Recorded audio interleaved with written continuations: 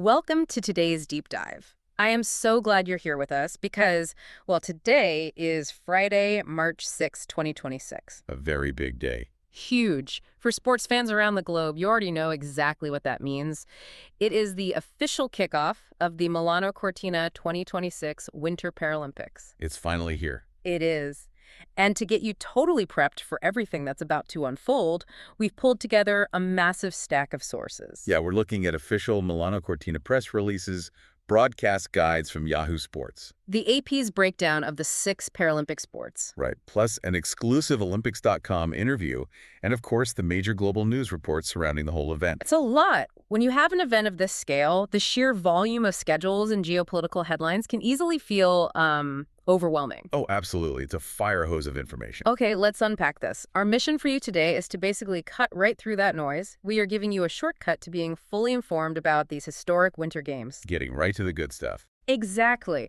And I see you are already setting the mood over there. For those of you just listening, the backdrop in the studio has just transitioned to this stunning twilight view of the Italian Alps. I mean, I couldn't resist. It sets the stage perfectly. It really does. But to fully appreciate where we are today, we need to take a quick look back. Back to last month. Yeah, just a month ago on Feb 6, we were watching the Olympics opening ceremony at the San Siro Stadium. Right, with that theme of armonia, or harmony. Yes, the harmony theme. We saw Mariah Carey, Andrea Bocelli, and of course Team USA taking the figure skating team gold. Driven by Ilya Milanen's signature quad axle, which was just incredible. Unbelievable to watch.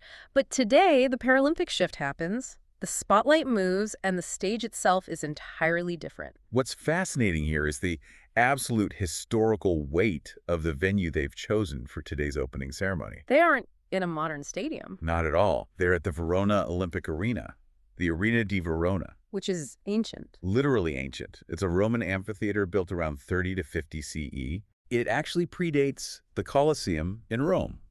That makes it the very first UNESCO World Heritage Site to ever host a Paralympic or Olympic opening or closing ceremony. You're watching modern athletic excellence framed by stones that have stood for nearly 2 millennia. It's a crazy juxtaposition. It really is. And for you listening, there are some very specific details you should look out for.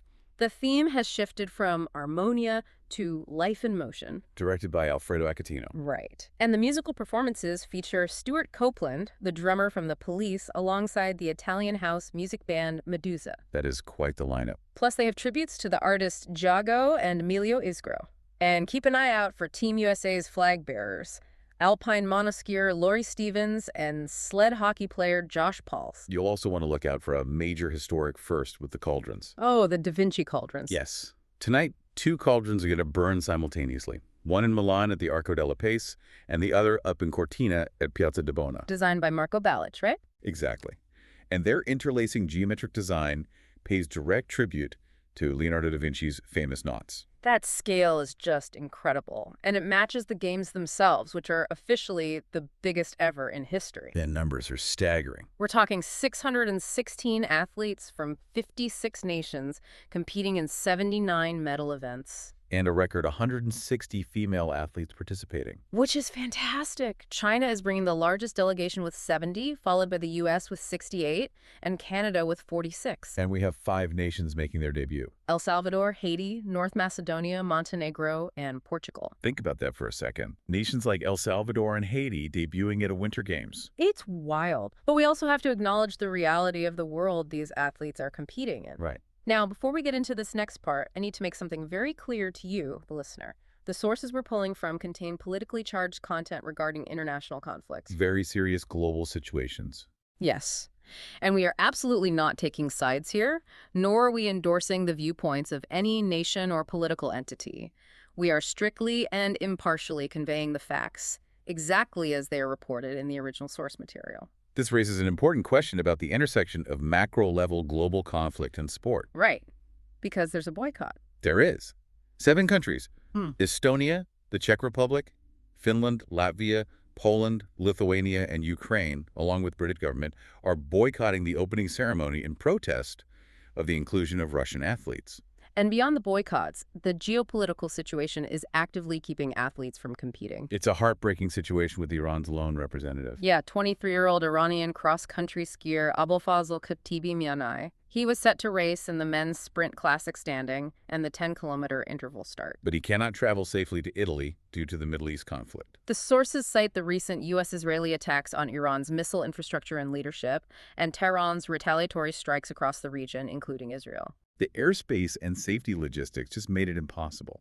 And the IPC president, Andrew Parsons, was quoted saying how heartbreaking it is for an athlete to lose their chance to compete due to factors entirely outside their control.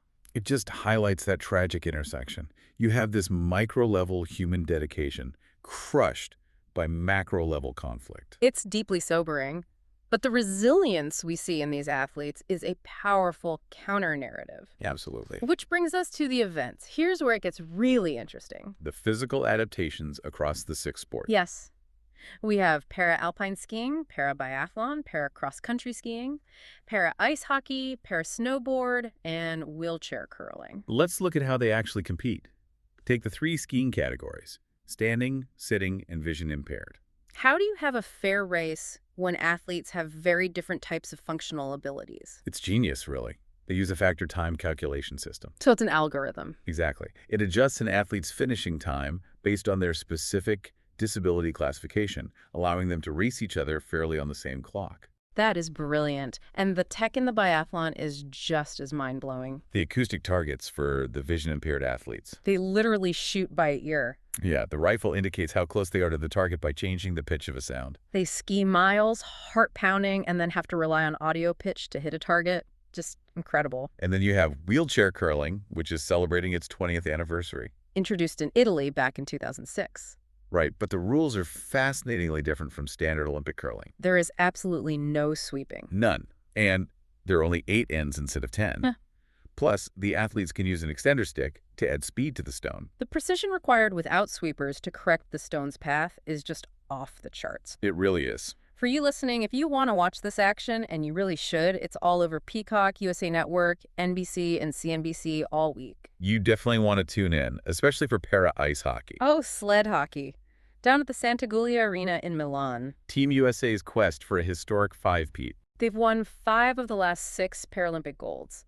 Only Canada interrupted them back in 2006. The mechanics of the sport are brutal. They sit on those double-blade sledges so the puck can slide underneath. And they use 2 sticks. One end has a spike for propulsion, the other a blade for handling the puck. And it's mixed gender, right? Yeah, Japan and Slovakia are fielding female players. But looking at the U.S. team's success, if we connect this to the bigger picture, we have to talk about Declan Farmer. He was involved in 60% of the team's 30 goals in Beijing 2022. Which is insane production. But he noted their real secret is balancing that aggressive, creative offense with a very smart, conservative defense. Well, that and their secret team bonding tool. Oh, the board game. Yes. They play intense Catan tournaments. That's how they build their infectious team-first energy. Ruthless Catan diplomacy translating to gold medals. Whatever works. But they'll need it because the rivalry with Canada is massive. Canada just won the 2024 World Championship. So the U.S. is focusing on Group A matches against Italy, China, and Germany right now. But the ultimate goal is clearly a gold medal showdown with their northern neighbors. It's the matchup everyone wants to see. So what does this all mean? Well, you are now fully prepped. You've got the Life in Motion theme down. You understand the geopolitical tensions shadowing the games, those brilliant technological adaptations, and why you need to watch Team USA's Caton-fueled hockey dynasty. I want to leave you with a final thought to mull over, comparing the physical to the geopolitical. Okay, lay it on us. The Paralympics are a masterclass in human innovation, overcoming physical barriers to motion and achievement. Truly. Yet, the boycotts and travel impossibilities we discussed show that our world is still deeply constrained by invisible geopolitical barriers of human conflict. That's a stark contrast. It makes you wonder, will we ever see a day where the innovation we apply to sports is matched by our ability to dissolve the borders that keep athletes from the starting line? Man, that is a heavy but incredibly important question to ponder as we watch these games. It really puts it all in perspective. It does. Thank you all for joining us on this deep dive. We hope you enjoy the incredible feats of the 2026 Winter Paralympics. Enjoy the games. We'll catch you next time.